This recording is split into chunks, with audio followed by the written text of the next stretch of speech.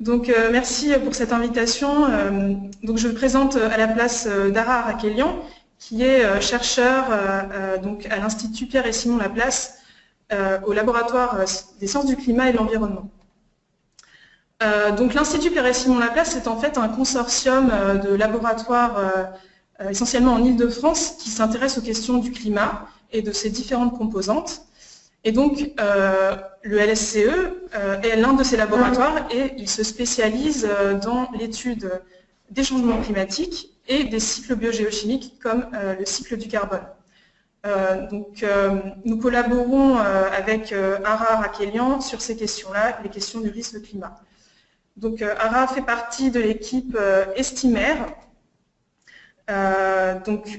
Au sein de ce laboratoire qui fait des études sur le climat depuis 50 ans et qui compte 320 personnes pour vous donner une idée, un ordre de grandeur.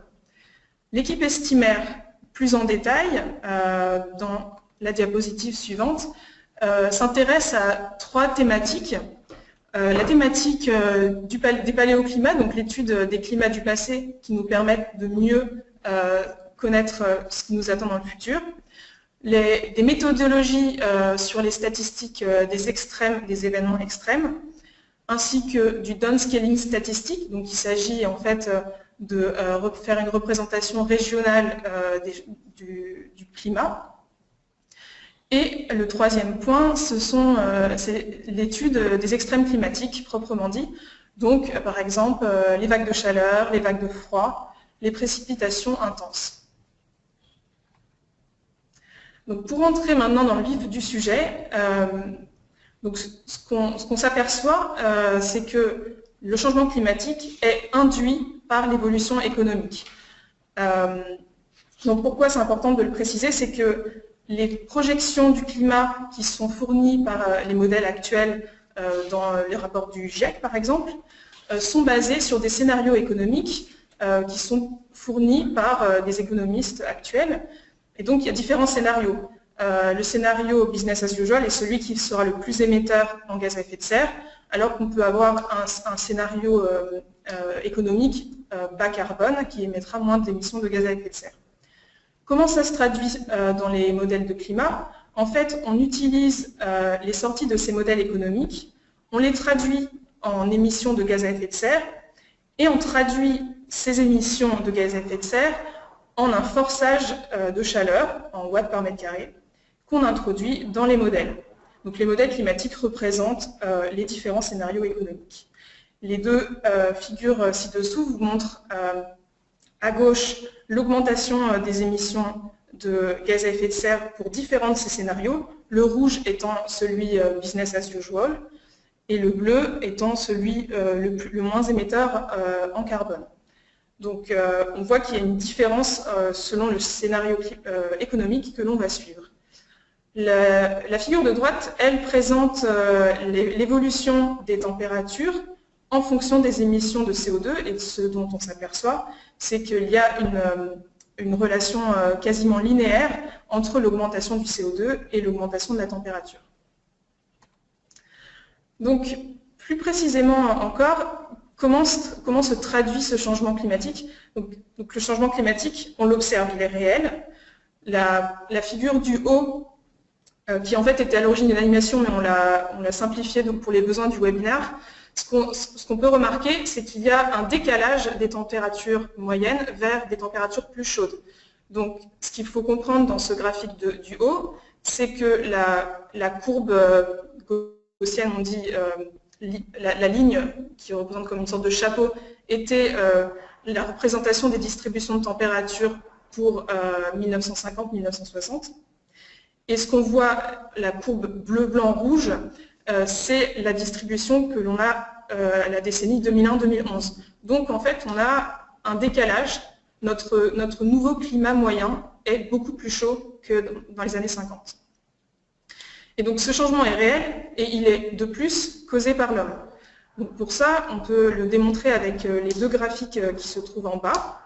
Le graphique de gauche représente en gris l'évolution de température simulée par les modèles et en rouge les observations du modèle. Et donc, ce que l'on voit ici, c'est que dans ce cas de figure à gauche, avec simplement un forçage naturel, donc sans l'action de l'homme, les modèles ne représentent pas les températures qui augmentent observées. Alors que si on regarde le graphique sur la droite, on s'aperçoit que cette fois-ci, les modèles climatiques ont pris en compte les scénarios économiques que je vous ai présentés juste avant, et qu'ils sont dès lors capables de représenter les observations d'augmentation de température. Donc, ceci démontre que le changement climatique est causé par l'homme.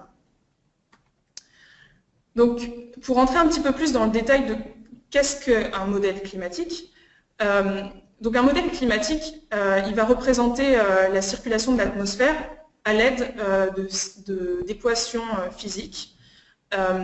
Et en fait, ces équations physiques vont être discrétisées sur une multitude de petits cubes, comme vous pouvez le voir au milieu de cette page, de l'ordre de 200 km de côté. Et donc, pour chacun de ces petits cubes, on va être en mesure de calculer la température, les précipitations et tout un panel d'autres variables intéressantes pour le climat. Et donc ces variables, on va être capable de les simuler dans le passé, au présent et également dans le futur, basés sur les scénarios économiques. Donc un point très important à mentionner sur ce point, c'est que les modèles en fait sont très gourmands. Ils sont très gourmands en énergie, en temps et en stockage de données. Donc il faut par exemple des dizaines d'heures pour générer 50 ans de projections climatiques. L'autre point, c'est que ça génère énormément de données. Comme vous pouvez voir, pour chacun de ces petits cubes, il faut stocker différentes variables, plus d'une douzaine. Et donc ça représente un besoin de stockage énorme, ce qui fait que personne ne pourrait le faire sur un ordinateur personnel. On a besoin de grands supercalculateurs pour ça. Donc, que contiennent les modèles du climat? Donc, les modèles du climat, ils vont représenter l'atmosphère, l'océan, mais pas seulement. Ils représentent également les surfaces continentales, comme on le voit sur les figures à gauche, et aussi la cryosphère. Donc, la cryosphère, il s'agit des éléments de glace, que ce soit sur les continents, comme les glaciers des Alpes ou la calotte de glace au Groenland, mais aussi la banquise, comme on le voit sur la photo, qui est donc la glace de mer qui se forme à la surface de la mer. Et également, dans l'atmosphère, on représente tout ce qui est chimie atmosphérique, on représente les cycles biogéochimiques, comme le cycle du carbone, le cycle de l'azote, etc. Donc, une fois qu'on a en main ces modèles, que nous disent-ils pour le futur? Donc, les principaux impacts avérés liés au changement climatique sont les suivants. On observe bien entendu un réchauffement de la température, c'est ce dont on parle le plus souvent, mais pas seulement. On observe également un retrait des glaces et une élévation du niveau de la mer. L'élévation du niveau de la mer, on peut la voir sur le graphique de gauche, où l'on voit cette augmentation du niveau de la mer pour, à nouveau, différents scénarios, le rouge étant celui business as usual. Donc avec une augmentation de 1 mètre d'ici la fin du siècle.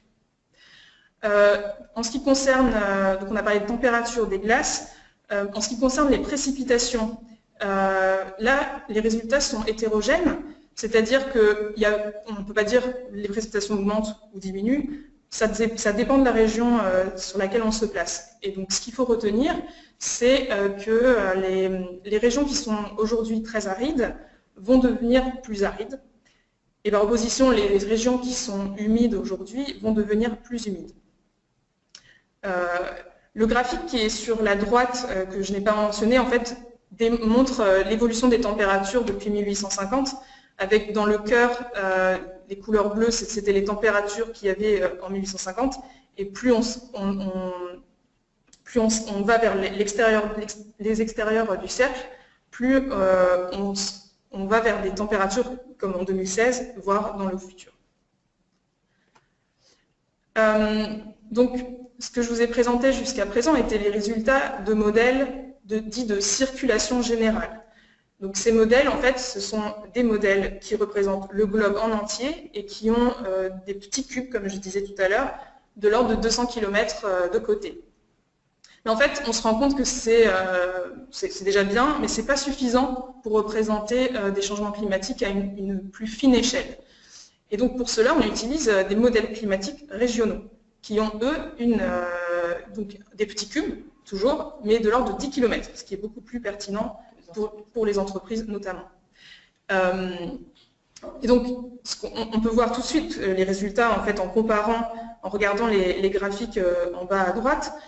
La colonne de gauche représente des résultats d'un modèle de circulation générale, donc avec 200 km de côté pour les petits cubes, et à droite, les résultats des modèles régionaux.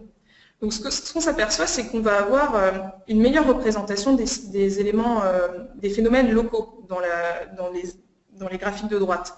Et essentiellement, j'attire votre attention sur les zones côtières et les zones de montagne, où on voit sur le panel du haut que les précipitations sont représentées de manière beaucoup plus précise. Et ça, c'est très normal puisque en fait, le contraste air-mer est un phénomène très important en climat, et donc le plus on est précis pour le représenter, les meilleurs résultats on va avoir. Et c'est de la même manière pour les montagnes, elles ont un impact énorme sur différentes variables climatiques, et donc mieux les représenter plus finement permet de mieux représenter les précipitations. Donc en fait, sur les graphiques du bas, on voit l'illustration du contraste air-mer qui est bien plus précis sur le cas de droite.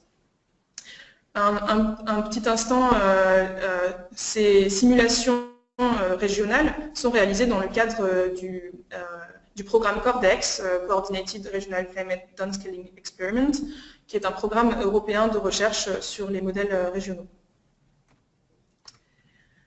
Donc, si on fait maintenant un focus sur l'Europe et même sur la France, qu'en est-il de ces changements climatiques régionaux? Donc, ce qu'on constate, c'est que à l'aide de ces modèles régionaux, on peut discerner une hétérogénéité dans la réponse. Sur la figure de gauche, on observe une augmentation des températures de surface, certes, mais qui est différenciée en France, par exemple, avec une augmentation plus marquée dans le sud. Ce qui est plus intéressant, je dirais, c'est sur la variable des précipitations, donc la figure de droite, où on représente la différence de précipitations dans le futur par rapport à nos jours. Et on s'aperçoit que là, suivant où on se situe en France, on va avoir une réponse différente. Donc, dans le nord de la France, avec le changement climatique, on s'attend à davantage de précipitations, alors que dans le sud de la France, c'est l'inverse. On s'attend à moins de précipitations et donc à des sécheresses plus importantes. D'où l'importance d'utiliser des modèles régionaux pour avoir ce degré de détail. Donc maintenant, ça c'était des variables moyennes, mais si on s'intéresse aux variables extrêmes, donc c'est ce qui intéresse en général le plus les pouvoirs publics, les entreprises, donc les événements extrêmes, c'est ce qui va être plus marquant et plus impactant. Donc en fait, on a des exemples déjà en France, avec la vague de chaleur de 2003, qui a coûté 3,5 milliards d'euros à la France, et qui s'est traduit en France par plus de 15 000 morts supplémentaires à ce qu'il aurait dû avoir en temps normal. Et donc, la figure qu'on voit ici, à gauche, est en fait une figure des températures qu'il y avait pendant cette vague de chaleur-là, avec des températures plus de l'ordre de, dans certaines régions, jusqu'à 10 degrés supérieures aux moyennes saisonnières. Donc vraiment un gros réchauffement. Ce qu'il faut savoir, c'est que cette vague de chaleur de 2003 a été beaucoup étudiée et que maintenant, on met en mesure des plans de canicule. Par exemple, vous allez voir des messages d'alerte, buvez plus d'eau, nous sommes en vague de chaleur. Tout ça, c'est des résultats en fait de cette prise en compte du changement climatique pour s'adapter. Donc je vais raccourcir pour terminer dans les temps. Donc, un autre exemple était la tempête Xynthia qui, elle, a coûté 1,5 milliard d'euros. Donc, ce que je voulais dire sur cet avant-dernier transparent, c'est que pour modéliser les événements extrêmes, on a besoin de simulations de très longue durée et d'analyses statistiques précises. Mais en fait, on est en mesure de représenter les vagues de chaleur, mais également des trajectoires de tempête. Donc, la trajectoire de tempête, c'était la figure sur la droite. L'animation a été coupée pour les besoins du webinaire, mais il faudrait imaginer une trajectoire qui va de l'Espagne jusqu'à la Belgique, qui était la trajectoire de Xynthia, et d'autres trajectoires similaires qui sont en fait la démonstration que les modèles sont capables de simuler ce genre de trajectoire. Donc pour résumer, les évolutions futures, c'est un risque accru des vagues de chaleur, une augmentation du nombre de jours de sécheresse et une augmentation de la fréquence des pluies intenses. La dernière diapo est une diapo plus d'ouverture, de réflexion. En fait, ce qu'il faut bien comprendre avec le changement climatique que l'on vit actuellement, c'est que jusqu'à présent, on se basait sur notre connaissance du climat passé pour mettre en place certaines mesures d'adaptation à des événements. Et en fait, ce qu'il faut comprendre, c'est que le climat qui s'en vient va être tout à fait différent de ce qu'on a pu connaître jusqu'à présent et qu'on ne peut pas se baser sur le passé pour prévoir le futur. On a besoin des modèles. Et donc, l'illustration ici, c'est les feux de forêt en Californie, où il y a eu de très nombreux feux de forêt en 2014. Et donc, si vous considérez la figure sur la droite, elle représente la proportion la superficie des superficies incendiées. Donc, en bleu, c'est une simulation de ces superficies incendiées qui ne tient pas compte du changement climatique, alors qu'en rouge, c'est une simulation qui prend en compte les changements climatiques, et on voit en fait qu'à partir de 1990 environ, on a un décrochage. On a un décrochage sur la représentation de ces feux de forêt, et donc ça démontre que si on s'en tient juste au forçage naturel, on n'est plus capable de représenter le risque d'incendie. Alors qu'avec les simulations, on est capable de le faire, les projections nous aident à le faire. Donc voilà, je ne vais pas davantage garder la parole pour pouvoir vous laisser le temps de prendre des questions, et je vais passer la parole à Ariana.